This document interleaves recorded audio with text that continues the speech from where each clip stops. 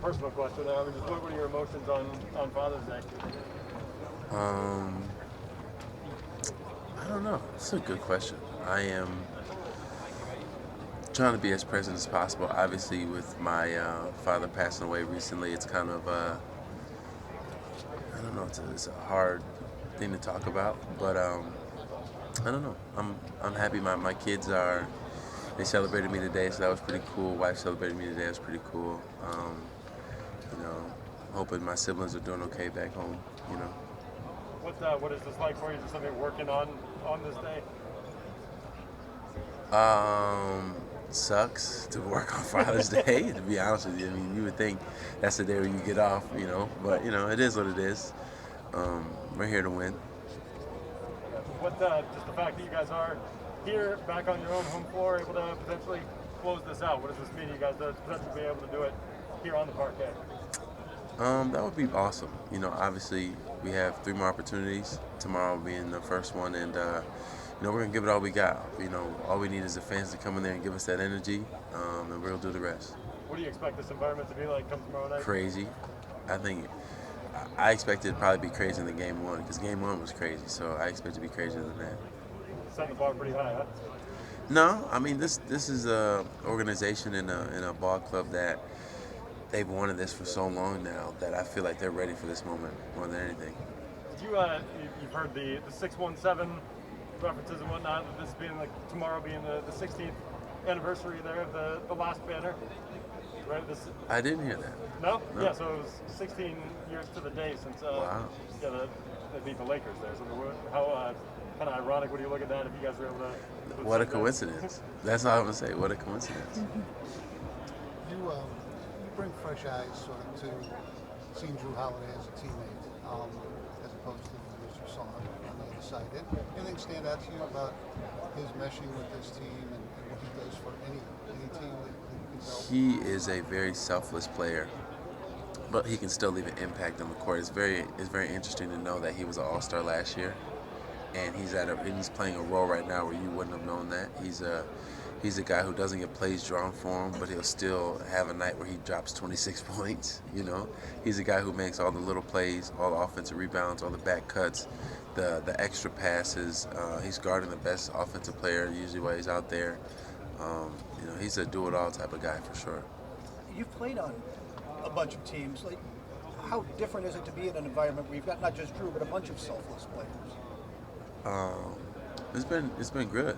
It's been good. I feel like this team is super talented. I feel like this team has so many different weapons, and for us, like the only way that we're able to make it this far is for everybody to be selfless. And so it's been really cool to see guys like JT and JB make a play where they have two guys on them and kick it versus force it up. Because they're talented enough to make the shot, but they feel as if if there's a guy open, we got to give him the ball and we got to trust him. Xavier, do you have a routine after a game, and does it change win to loss, or do you just kind of stay steady against it? Post game, no. I usually ice my knees, get in Normatec boots, go to bed. And then Joe talks about learning from wins the same way you learn from losses. I just asked Sam about it. He said you're not perfect in wins either, so you can learn from it. Yeah. What has it been like doing that under Joe, and is that something that coaches you've had throughout your career have done? Yeah, I feel like Joe has done a good job of bringing us back to zero. Sometimes, when things go bad for us, when adversity hits, we kind of go way left and our emotions get crazy. He does a really good job of bringing us back to zen, bringing us back to zero, and then he'll attack the problem, whatever we need to fix and work on and stuff like that, so that we don't feel like it's a personal thing, this is a basketball thing. And he's been really good about that. I feel like my last coaches in my life, they just jump right into the basketball portion, not the person portion, and calm me back down to zen, and he's pretty different in that aspect, so it's pretty cool. How strange is that trying to bounce back since it's been more than a month since you guys have had to do so? How what? How strange is that trying to bounce back from a loss that's been more than a month? I've lost a lot in my life, so it's not just this one loss isn't strange at all. I feel like it's good in order for you to get that hunger back, though. When you take a loss, that's how you build from it, and you watch the film and you see all the things that you could do better, and you do your best to execute. Was there any either message from Joe or other people on the team after Game 4 that maybe there was more focus on winning a championship rather than winning that individual game? Is that something that came up at all?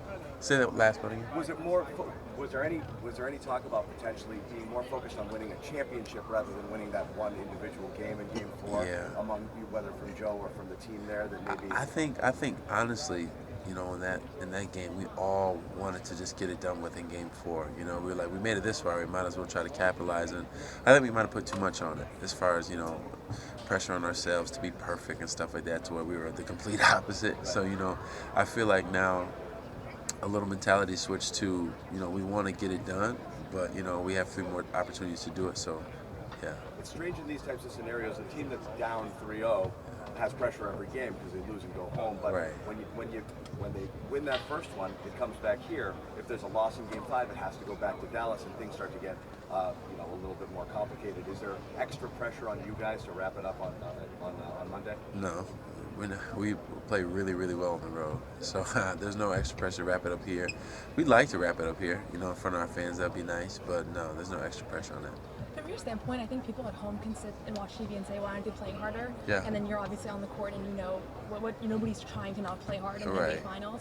So what do you think goes wrong when it looks like you're not getting 50-50 balls or rebounds? Is it like a schematic thing? Is it like a contagious like frustration thing? Or why do you think sometimes it looks like you guys are playing really hard? I think that contagious frustration is a real thing that on the TV you probably can't really see. Like, it's easy to see like the plays where you would think, you know, if you just put a little more effort you'd be able to get those. But for us, I feel like during that game, going into it, we all had the mentality of we're trying to get it done, right? So with that mentality, every time it didn't go our way, it felt like it was a double hit versus just a regular bucket. It felt like, oh shoot, here we go. Now we got to dig ourselves out of this hole, and it kept, you know, going from there. So I feel like, we have to make sure that we stay present in the moment and not think about anything else other than, you know, trying to win each and every quarter.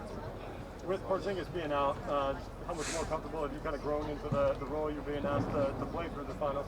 Yeah, comfortable for sure. I feel like I've done a lot of, you know, watching from him and Al and figuring out like, okay, that's the role of the fives when they step on the court, as far as spacing, as far as defensively and stuff like that. And he's also done a good job of just kind of giving me like tidbits to like look for, you know, whether it's offensively or defensively too. Obviously not your decision. You think we see him this series? You think he's going to make it back to play? I mean, we'll see. Obviously, like they said, it's a rare leg injury. So obviously, if he's going through excruciating pain where he can't be his best, you know, it might not be worth it for everybody. Did the whole team kind of have an idea that he was really a break glass in case of emergency, or maybe would come in a rare circumstance in Game 4? Or since he was active, do you think he might play? I don't know. I mean, when we go through our practice and stuff like that, he's doing some stuff, but you could still tell that he's very uncomfortable. So like I said, we don't want to put him in any type of situation that could really, really hurt him, you know. Do you see improvement as each day goes on, or it's still kind of a tough thing? Yeah, it's been pretty much the same. I'm not a trainer either, so yeah, I don't really know. How confident you are for the game tomorrow? And what is the atmosphere when you guys lose the last game? Yeah, I am very confident tomorrow. And that last game was the last game. I feel like there's a lot of different areas that we can improve on, you know, from protecting the paint, from winning the battle on the rebounds and stuff like that, and making sure that we neutralize, you know, Luka and Kyrie, and just shooting shots that we want them to shoot versus layups. Yeah, all the way from Thailand to Boston here. It's like 20 hours flight. Oh, wow. Yeah, could you please say something to Thai fans? On this phone right here? Yeah, this one right here. Oh, hey. All my fans in Thailand, how y'all doing? Thanks for checking in. Thanks for watching. Hex, it looks like you made like 33s before the last game when you were just warming up, and just increasingly we watch you warm up all the time. Has that been a focus of yours to get better at shooting corner threes in particular? And are you working with anyone in particular on the training staff? Yeah, I'm working with DJ Mackley and Jermaine Buckland. Those are my guys. Those are my guys. We work each and every day since I've been here, really, on my threes, and they've given me a lot of confidence. Not necessarily like mechanically, but just like on them seeing how well I shoot the ball and just preaching to me more and more that, like, when you're on the court, like, you need to let it go. Like, you're good enough to do it. Like, if you weren't, we let you know that, but you're good enough to let it go. You gotta let it go. And did Charles Barkley say anything to you? He kind of stopped behind you and watched you. Yeah, so I saw your video, and I didn't know it was Charles when I was shooting. I was just laughing, and I heard somebody say, you know, I bet you don't make one tonight, and I just, you know, just kept shooting, whatever. but I'm laughing and stuff like that. And then I seen the video, I'm like, oh snap, that was Charles. That's pretty cool. Yeah. Xavier, a bit of a random question. I asked Sam this. You hear guys around the league like Jimmy Butler, Bruce Brown, who really love country music. Does anybody, who on the team has the most unique music taste? Unique music taste.